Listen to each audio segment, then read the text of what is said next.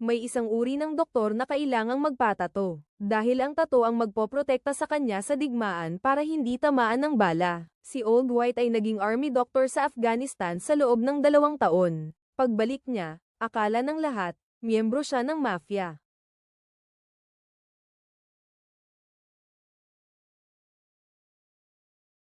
Sino ka? Ang lalaking ito ay hindi nagsasalita. Kinuha lang niya ang instrumento mula sa kamay ni Anal at nagsimulang mag-puncture. Si Anal ay pinagpawisan ng malamig. Pero ang lalaking ito ay maingat na umiwas sa puso ng lalaki, at maingat na inalis ang namuong dugo sa loob. Mabilis na tumaas ang presyon ng dugo ng lalaki. Ibig sabihin, epektibo ang ginawa ng lalaking nakasuot ng itim. Professor pala siya sa grupo ng mga dalubhasa sa malalang pinsala sa katawan, na may malaking sweldo na inupahan ng ospital. Maunlad ang pangangalagang pangkalusugan sa Korea. Pero kulang ang mga eksperto sa malalang pinsala sa katawan sa bawat ospital. Ito ang dahilan kung bakit maraming namamatay taon-taon sa emergency room. Kaya naman, naglaan ng malaking pondo ang Department of Health para dito, at inanyayahan nila mula sa ibang bansa ang isang mayamang karanasan sa emergency response na si Lolo Bay. Sinabi ni Lolo Bay kay ang lugar kung saan susunduan ng ambulansya ang lalaki ay nasa isang Japanese restaurant. Ibig sabihin, hindi gaano kahaba at matalim ang kutsilyo sa dibdib ng lalaki. Kaya naman hindi nagdalawang isip si Lolo Bay na tanggalin ang kutsilyo. Tapos linisin ang mga namuong dugo sa lalaki. Handa nang sumabog. Sumabog. Anong nangyari? Tawagan ng anesthesiology, agad na oprahan. Opo.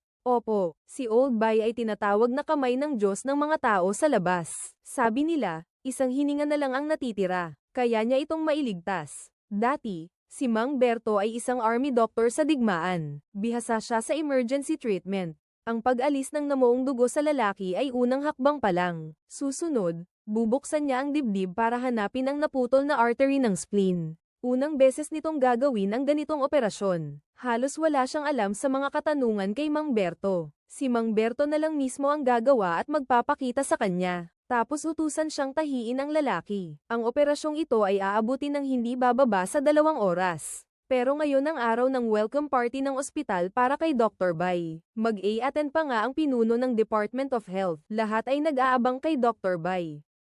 Pero lumipas ang 1 oras. Wala pa rin siyang anino. Hanggang sa marami sa mga doktor sa ibaba ang nakatulog na sa kakahintay. Sa wakas, dumating na rin si Professor Bay. Sino ba naman ang hindi abala? Nandito na siya. Dumating na siya. Oo. Nako. Ang sama naman ng ugali niya. Wala talaga siyang konsepto ng oras. Professor Bay, huli na po kayo Oo nga po, nalate ako. Iminungkahi ng dean na mag-sorry muna si Professor Bay sa inyo. Pero nang umakyat sa entablado si Laubay, sinabi niya, sa tingin ko dapat humingi ng tawad sa akin ang ospital. Anong grupo ng malulubhang pinsala sa labas? Ang gusto kong itayo ay isang sentro para sa malulubhang pinsala. Pagkasabi niya noon ay nagkagulo ang mga tao sa ibaba. Hindi naman galing sa regular na kolehiyo ng medisina si Laubay. Kaya marami ang nag-iisip na isa siyang konektado lang. Nang makita nilang ganoon kaangasan si Laubay, maraming doktor ang hindi napigil ang tumayo at makipagtalo sa kanya. Hoy, ikaw na walang gaanong koneksyon. Papatatawad po kung makikisawsaw ako. Kahit na medyo hindi maganda ang paraan ng pagsasalita ni Professor Bay. Sa tingin ko naman ay tama ang sinabi niya. Ako na ang magsisigurong kaya niya yan. Pati ang ministro ng kagalingan ay nagsalita na. Wala nang nagawa ang lahat kundi lunukin ang kanilang sama ng loob. Pero hindi naman alintana ni Mang Berto ang opinyon ng iba. Nang marinig niyang may aksidente sa bundok at nangangailangan ng rescue sa pamamagitan ng helicopter, sumama pa si Mang Berto kay Doktora Puet, natakot sa taas. Si Doktora Puet ang tanging doktor sa ospital na gusto niya. Kahit na espesyalista sa puwet, pero tumakbo si Doktora Puet sa tuwing may pupuntahang pasyente. Ibig sabihin, napakabuti ng kanyang asal bilang doktor. Madilim at maulap ang bundok ngayon. Hindi na naglakas loob pang magpatuloy ang kapitan. Kaya naman, sumakay na lang si Laubay sa cockpit at siya na mismo ang nagmaneho. Halos wala siyang hindi kaya. Hindi lang siya marunong magpatakbo ng eroplano. Marunong din siyang mag-repelling. Propesor, hindi ninyo sasabihin na tatalon kayo. Tatalon ako, saklolo. Tulungan niyo po ako, Propesor. Parang flying trapeze ang eksena.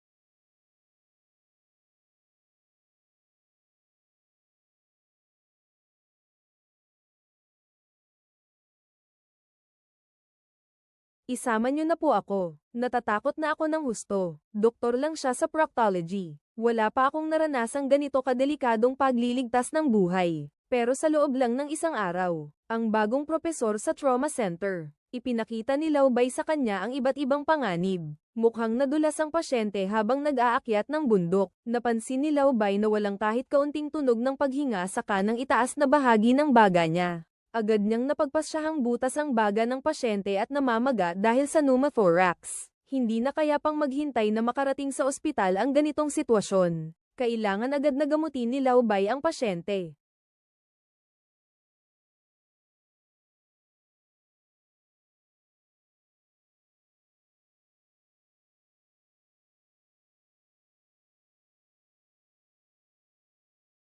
Pero ang paglabas ng hangin ay unang hakbang pa lang. Hindi pa rin nagkakamalay ang pasyente. May problema rin daw sa utak. Hinala ni Oldby, nagbubuga ng dugo ang utak ng pasyente. Kaya plano niyang operahan sa ulo ang pasyente habang nasa helicopter. Masyadong mapanganib ang tingin ni Gangmen. Pero pinipilit ni Oldby na hindi na kaya pang maghintay ang pasyente na makarating sa ospital. Noong nasa Afghanistan si Oldby, marami na siyang naoperahang sugatan sa ulo sa gitna ng labanan. May mga naoperahan pa nga siya habang nasa sasakyan. Sobrang kumpiyansa siya sa kanyang kasanayan. Walang profesional na drill. Kung ganoon, kahit anong gamit na lang ang disimpektahan natin. Yan. Ano pong gagawin ninyo dyan? Huwag ka nang magdaldal. Bilisin mo. Dapat tama ang pagpasok. Teka lang po, Propesor, hindi po pwedeng gawin yun. Ang puwet ay talagang natatakot, pero si Laubay ay nanatiling kalmado. Pilit niyang binuksan ang bungo ng pasyente, para pagdating ng pasyente sa ospital, ay may buhay pa para sa susunod na operasyon. Grabe, ang galing.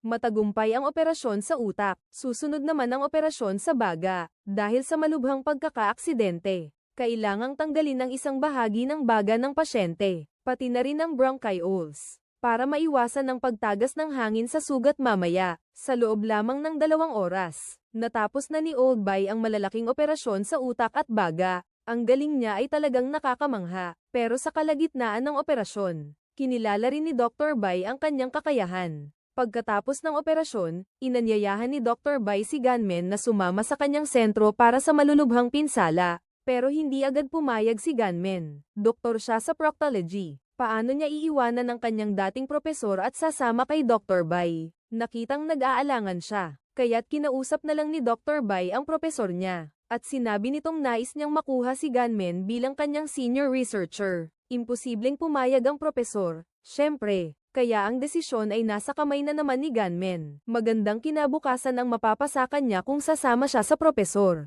Pero mas marami siyang matututunan kay Oldby, at matutulungan niya ang mga taong nasa bingit na ng kamatayan. Ang paggamot at pagliligtas ng buhay, ito ang pangarap ng maraming doktor. Pero patuloy na kinukumbinsi ng propesor si Gunmen, at binigyan pa siya ng isang anti-gang tasa. Ipinahayag niyang handa niyang gawing tagapagmana ang lalaki. Nahirapan si pangalan ng karakter. Pipiliin ba niya ang proctology o ang traumatology?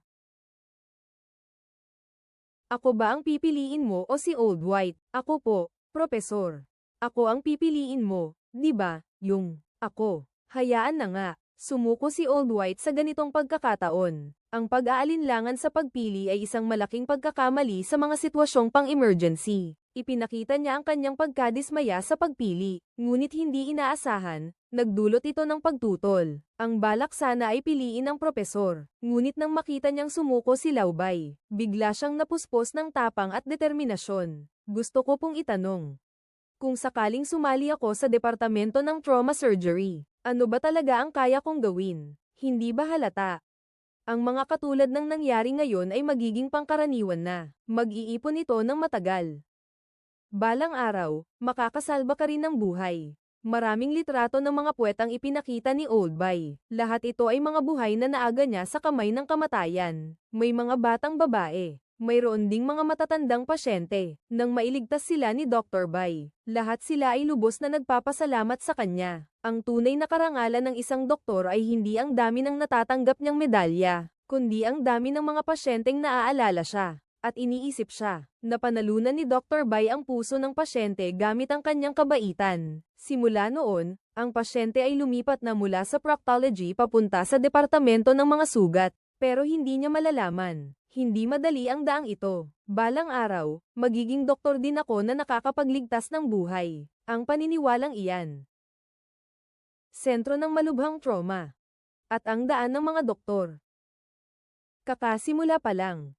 20 anyos na binata, isang gabi lang, ang tiyan ay lumaki na parang bola. Hindi siya buntis. Dahil lang sa lakas ng impact ng aksidente, napuno ng dugo ang kanyang tiyan. Hindi madaling operahan ang ganitong kalagayan. Buti na lang at mayroong espesyalisadong trauma center ang ospital na ito. Mayaman sa karanasan sa battlefield ang propesor na si Laubay. Kaya kahit patuloy ang pagdurugo sa tiyan, matutukoy agad ni Laubay kung saan ang sirang ugat.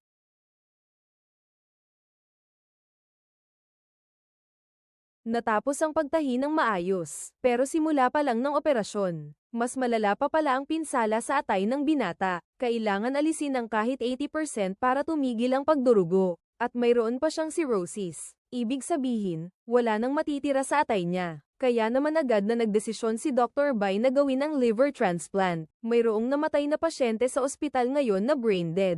Basta magtugma lang ang dugo nila ng binata, maaari nang simulan ang operasyon sa paglipat ng organo. Ang tagapag-alaga ng pasyenteng may brain death, ang anak niya, ay may kaparehong pangalan sa inyong pasyente. Lubos na ikinagulat ito ng lahat ng doktor. Nang ideklarang brain dead ang ama ng binata, dali-daling nagmaneho papuntang ospital ang binata at ang kapatid niya, para makita ang ama sa huling pagkakataon. Ngunit sila ay nasangkot sa isang malubhang aksidente sa daan. Sa huli, ang mga organo pa pala ng ama ang kailangan para mabuhay sila. Halo-halong emosyon ang nararamdaman ni Laubay. Pero sa sitwasyong ito, isa na itong malaking biyaya. Kung sakaling nasa langit na ang ama ng binata, tiyak na matutuwa siya dahil ang kanyang mga organo ang nagligtas sa buhay ng kanyang anak. Mabilis na kinuha ni Laubay ang atay ng ama ng binata, at isinagawa ang operasyon sa paglipat nito sa binata. Napakaganda ng naging resulta. Pero wala man lang pahinga si Dr. Bai. Pagkatapos niyang may salba ang binata, diretso siya sa katabing operating room. Nandoon ang kapatid ng binata, nakahiga ito roon.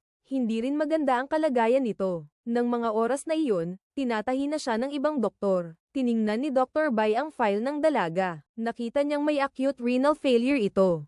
Natuklasang may acute kidney failure siya. Napakataas ng mortality rate nito. Pero ang doktor naman ng kapatid ko, gustong maghintay pa ng resulta ng dialysis. Para kay Laubay, parang nilalaro lang nila ang buhay ng tao. Sa ganitong oras, ano pang hinihintay nila? Hindi ba dapat ang priority ay ang agarang pag-transplant? Ang atay ng ama ng binata ay maaaring ay transplant sa binata. Tiyak na may pagtatanim din ng bato sa kapatid na babae. Kumuha agad si Laubay ng bato. At sa loob ng kalahating oras ay natapos niya ang operasyon sa paglipat ng bato sa kapatid na babae. Eksaktong 24 na minuto lang ang ginamit.